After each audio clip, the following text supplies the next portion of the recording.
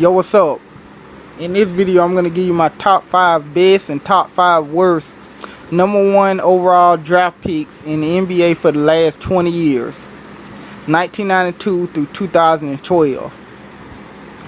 Now, I'm going to start from the worst and then I'm going to give you the best.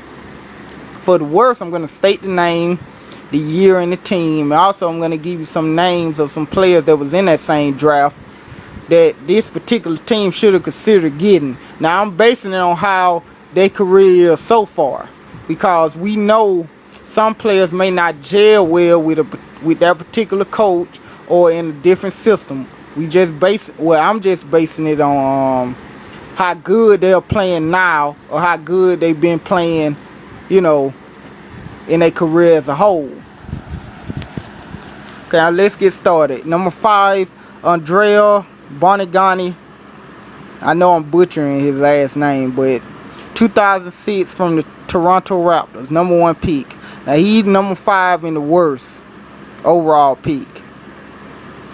Now he's not a scrub, and you really can't consider him a bust considering that he real young. But so far he hasn't lived up to the number 1 draft pick. Now he do got some solid numbers. He about 7 feet or something like that. And him being a foreign player, he could shoot. And he real mobile or whatever. But he just been a regular solid player. He's not a scrub, but he's not the best.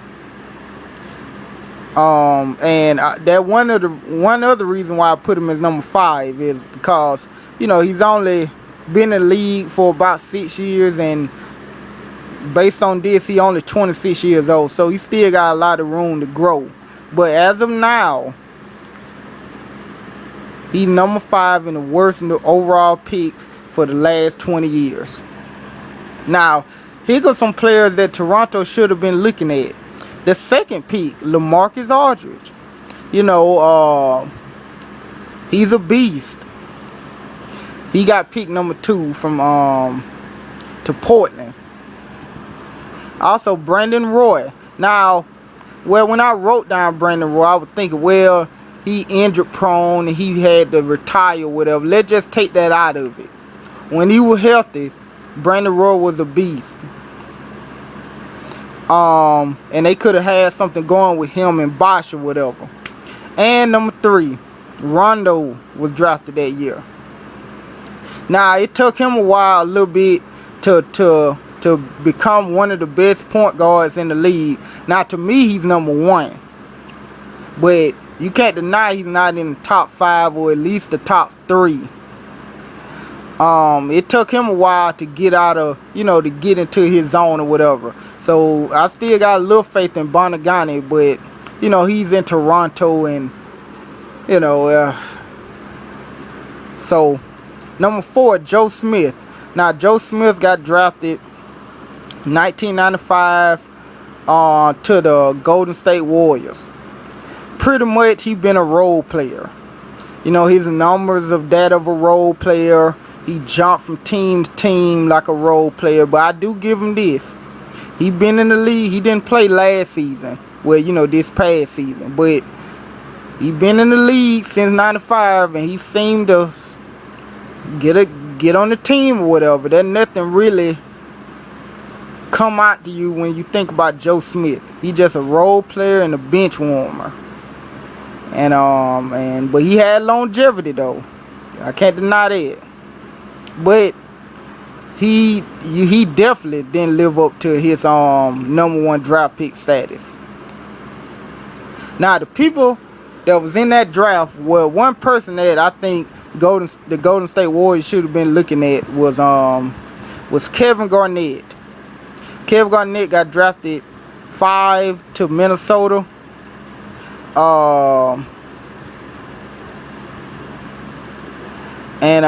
know how Kevin Garnett career played out. He's one of the best power forwards in the league. And who else was in that draft they should have been looking at? Ain't really. Michael Finley was in the draft. I'm pulling it up. Michael Finley. It really ain't nobody on this list that come out to you. Damon Stoudemire was You remember he was in the draft, but you know he had good years, but come on. Rasheed Wallace, you know, for the Bullets or whatever. But yeah. Joe Smith, number 4. He just been a role player, and I give him kudos for staying in the league so long. Now, number 3, Michael Olden-McCandy. Michael Olden-McCandy sucked. He got drafted in 1998 to the LA Clippers, you know. And he pretty much been garbage since he got in the league. And last time I remember, he was playing for Boston. That was before the Big 3 came up. So from 1998 to 2007, he been in the league. He pretty much sucked. You know, his numbers of that of a bench warmer and a role player. There really no kind of highlights in his career or anything like that. You know, he played with the Timberwolves. You remember when Garnett teamed up with teamed up with Sam Cassell and Sprewell. Sorry, Olden-McCandy was on that team, you know. So that's one of the reasons why they didn't win that year. And number 2, Kwame Brown. Now, a lot of people got him as number 1. And I can't argue with you if you do have him as number 1. But Kwame Brown, I give him some points because he managed to be in the league this long, despite how sorry he is. Now, this is one of the many mistakes by the owner, Michael Jordan. Well, the team president, Michael Jordan. He picked sorry Kwame Brown up, and the rest is here. He been the butt of all jokes. But you got to give him kudos. He stayed in the league for a while and still in the league. His numbers, you know, I don't use stats, but we got it with these numbers are horrible. 4 points a game. This is first year. 4 points a game. 3 rebounds. 7 points a game. 5 rebounds. I don't really go by assists because he's a big man. So his highest points per game with 10 points. His highest rebound is 7 points. That is that of a role player. 7 points. 7.5 points a game. Yeah, I remember that idiot Joe Dumars had. He was on my Piston team for a couple years. That definitely was the beginning of the end for Detroit. He played with that. He didn't do nothing. 4 points a game, 3 points a game. You know, and he played solid minutes. So it ain't because of the minutes. It's just because he garbage. He played with Kobe. You remember that? Kobe, and it was him and Smush Parker and all that. If I were Kobe, I would want to get traded too. I don't care if Shaq wasn't there. Kwame Brown and Smush Parker. Michael Jordan couldn't win with them. But Kwame Brown is a scrub, and he's still in the league for some reason. You know, he's not a good defender. You can't say, oh, he played defense. He's not a good rebounder. He's not a good scorer. I don't know what. You know, he's sorry. And that year, Tony Parker was in the league. Well, got drafted from the Spurs to the Spurs, as the 28th pick. And Paul Gasol was number 3 pick. Paul Gasol had a great career, or has a great career so far. And Tony Parker is one of the best point guards in the league also. So, Tony Parker, Paul Gasol, let me see who else in that draft. Anybody in that draft was better than Kwame Brown, who got drafted second. With Tyson Chandler, you know, he was sorry with Chicago and stuff, but as he went to those other teams and stuff, he became to get better, especially with Dallas and New York. He won Defensive Player of the Year. Who else in that draft? Eddie Curry, he sucked. They could have got anybody. Jason Richardson, Shane Battier, hell. Joe Johnson, you know, he wasn't Joe Johnson then. Richard Jefferson, Troy Murphy, Zach Randolph. It's a lot of players in it. I think everybody on this list except everybody on that 2001 draft except Trent Hassel, because I remember them, he sucked. Well, anybody in the list should have been number one compared to Kwame Brown. But if I had to choose, it should have been Paul Gasol or Tony Parker based on how their career coming out. As number one, Greg Oden, 2007 by the the Trailblazers. What I'm talking about. See, he ain't number one because he sucked necessarily. Because when he played, he put up solid numbers. He's number one because he didn't play a lot. How many games did he play in all? I don't think he ever been past 20 games or something like that, wasn't it? And don't quote me on that, but Greg Oden sucked. Okay. He sucked because he didn't play. Now, he was injured in Ohio State. I was telling people that, before I started doing videos. Greg Oden shouldn't be drafted number one. It should be Kevin Durant. Greg Oden got injured at Ohio State, and they go put all their chips to him. Oh, he could play. He played like Patrick Ewing. He didn't play. So he out of the league. He say he coming back, but I doubt it. He's still young though, but he injured prone, like he 37 years old. He looked like he 37. And so the obvious pick, they should have got Kevin Durant. And you saw how his career came out so far. Now, those are my top 5 worst. Okay, top 5 best. Now, I was at number 5. I got Derrick Rose, but I was also thinking Dwight Howard, considering the fact that Dwight Howard did got those boys to a finals. But Derrick Rose, he won MVP. And he the youngest players to ever do it or something like that.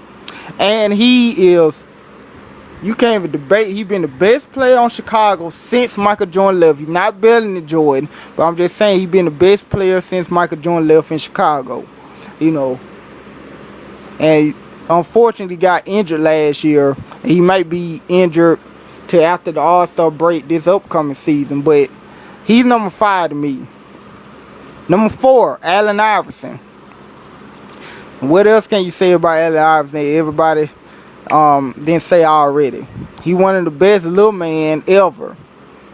Drafted number 1 to the Philadelphia 76ers. He single-handedly got them boys to the finals and single-handedly beat the Lakers in one of those games in the finals. He won MVP. I don't like him because I don't like some of the stuff he do about complaining about starting and all that, but I can't deny that he's a quitter. He's not a quitter. He tried and everything. And when he got traded to Denver, I didn't bash him or anything because look at the players they gave him. Big Dog, Chris Webber and stuff. I've been out of there too. He pretty much got duped and signed a contract like KG did when he was surrounded by trash and losers. It was just him and trash.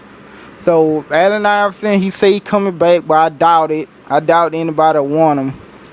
Alright, the top 3. Number 3, LeBron, Scottie Pippen, James.